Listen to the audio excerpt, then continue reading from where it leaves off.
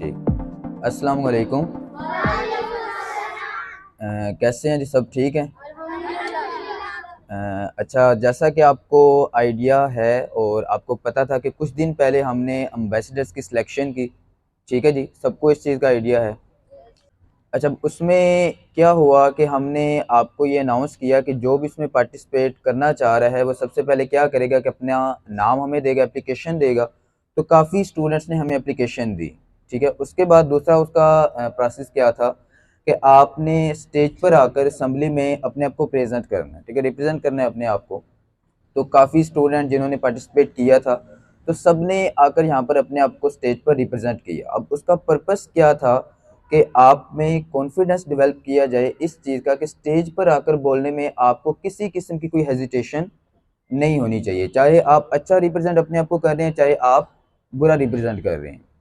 तो पर्पस क्या था कि आपको एक दफ़ा स्टेज पर यहाँ पर लाया जाए, आप यहाँ पर आकर बोलें, ताकि आपका कॉन्फिडेंस लेवल डेवलप किया जाए कि कल को आप किसी भी स्टेज पर जाएं, किसी भी लेवल पर पहुंच जाएं, चाहे आपके सामने 10,000 लोगों का मजमा बैठा हुआ है, आपको स्टेज पर आकर बोलने में किसी किस्म की हेजिटेशन नहीं होनी चाहिए।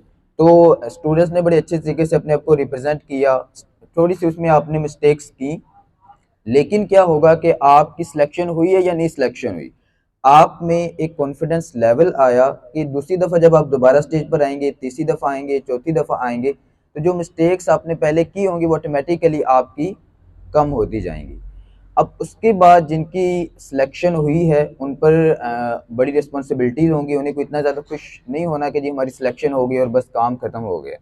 तो आप पर आपकी बड़ी रिस्पॉन्सिबिलिटीज़ होंगी जिनको आपने फुलफ़िल करना है।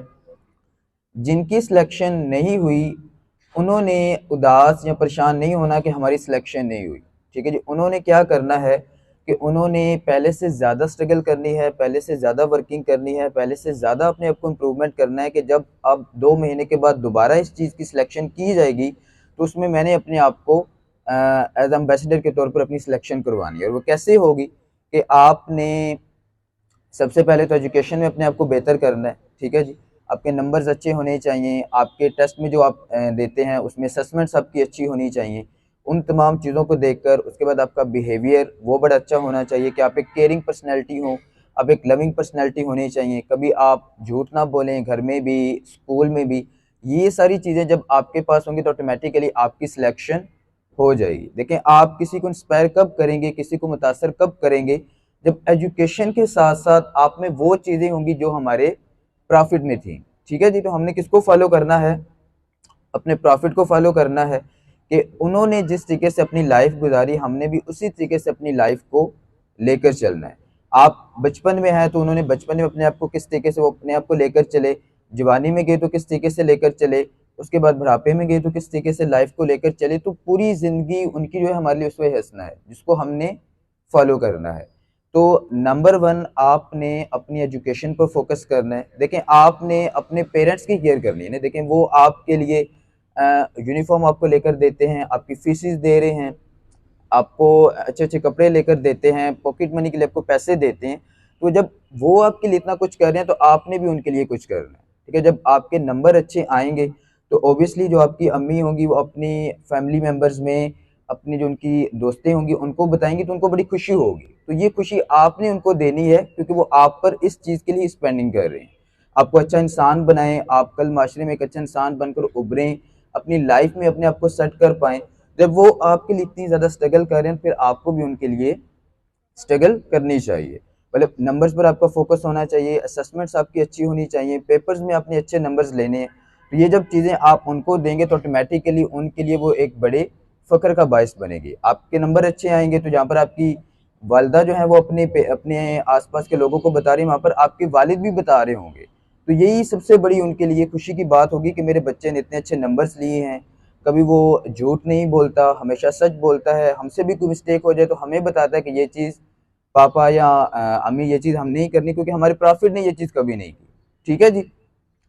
तो इन चीज़ों को आपने फॉलो करना है।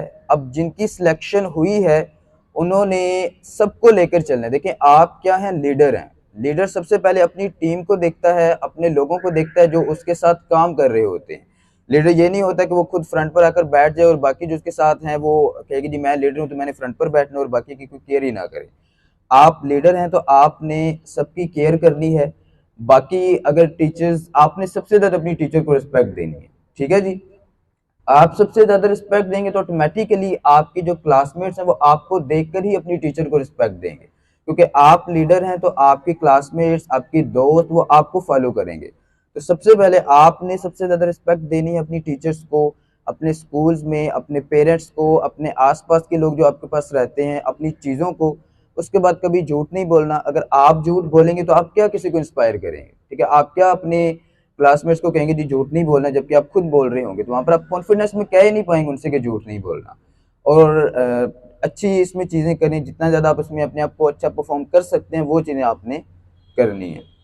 आपका बिहेवियर इतना अच्छा होना चाहिए कि जो आपके गली मोहल्ले में आपके जो लोग रहते हैं, दोस्त, रिश्तेदार, बाकी जितना भी एक पूरा एक रिलेशनशिप होती है, वो इस चीज़ को हैरान हो कि ये किस स्कूल में पढ़ते हैं, इनकी तरबियत कौन कर रहा है, ठीक है जी। किन चीज़ों को लेकर आप चल रहे हैं, तो ये सारी चीज़ें आपने देखनी है, ठीक है जी। तो आज एक थोड़ी सी जो हमारे एम्बेसडर्स हैं उनके साथ भी हम एक मीटिंग करेंगे, कुछ गाइडलाइंस आपको देंगे जिनको आपने फॉलो करना है।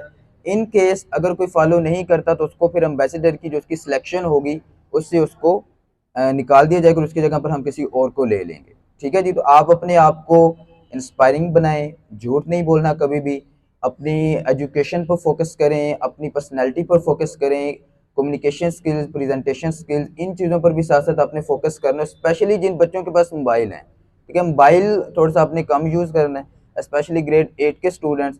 अगर हमें आप में वो एक डिफरेंस नज़र नहीं आया तो हम आपके पेरेंट्स से बात करके आपके मोबाइल भी वापस ले सकते हैं, ठीक है जी।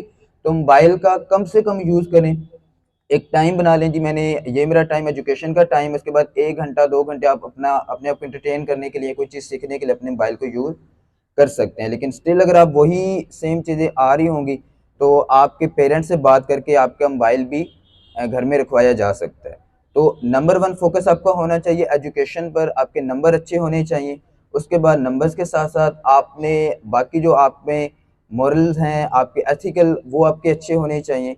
और इन चीज़ों को लेकर आप चलेंगे तो हम इंशाल्लाह एक अच्छी माशरे में अपना आप एक इम्पैक्ट क्रिएट कर पाएँगे, ठीक है जी। इसके बाद कोशिश आप सब किया करें कि अपने अंदर एक हैबिट क्रिएट करें क्वेश्चंस करने की, ठीक है जी।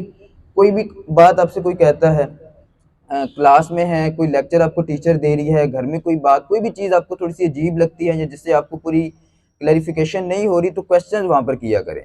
चाहे मैं हूँ, चाहे आपके टीचर्स हैं, चाहे पेरेंट्स हैं, कोई भी चीज़ उनसे क्वेश्चन किया करें कि जी अच्छा जी ये चीज़ क्यों हो रही है, ऐसा क्यों होता है, इसको मज़ीद बेहतर कैसे किया जा सकता है।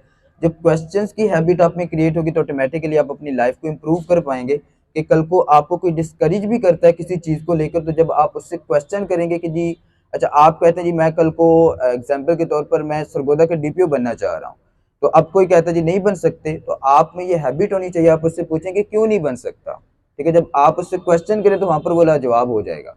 फिर वहाँ पर वो आपको चीज़ों को लेकर डिस्करेज नहीं करेगा, क्योंकि उसके पास कोई आंसर ही नहीं होगा कि मैं इसको कहूँ क्या, कि क्यों नहीं बन सकते या ये काम आप क्यों नहीं कर सकते। तो क्वेश्चंस की हैबिट क्रिएट करें, सच बोलें हमेशा, झूठ नहीं बोलना। शरारतें बच्चों को करनी चाहिए लेकिन इतनी नहीं करनी कि वो एक नेगेटिव इम्पैक्ट क्रिएट हो। एक्टिव करें एजुकेशन में अपने आप को, टीचर्स को रिस्पेक्ट दें, क्वेश्चंस किया करें। कोई भी बाहर से आता है तो उसे अस्सलाम वालेकुम कहा करें, चाहे वो आपकी टीचर है, चाहे वो आपका कोई घर में काम करने वाला है, कोई भी है उसे आपने रिस्पेक्ट देनी है, ठीक है जी। तो एम्बेसडर्स की जो सिलेक्शन हुई है उनके साथ भी हमारी एक मीटिंग होगी, उनको गाइडेंस देंगे, फिर उनको देखेंगे कि उसको फॉलो कर रहे हैं नहीं कर रहे। इन केस के कोई नहीं कर रहा होगा तो हम उसकी जगह पर किसी और की सिलेक्शन करेंगे। प्रेजेंटेशन स्किल्स पर वर्किंग करें, ज़्यादा से ज़्यादा स्टेज पर आकर बोलने की कोशिश किया करें, चाहे किसी भी चीज़ को लेकर आप बोलें, ठीक है, अपने लेसन को लेकर, किसी भी चीज़ को लेकर, ताकि आप में एक कॉन्फिडेंस लेवल डेवलप किया जाए, ठीक है जी। क्लियर है सारी चीज़ें।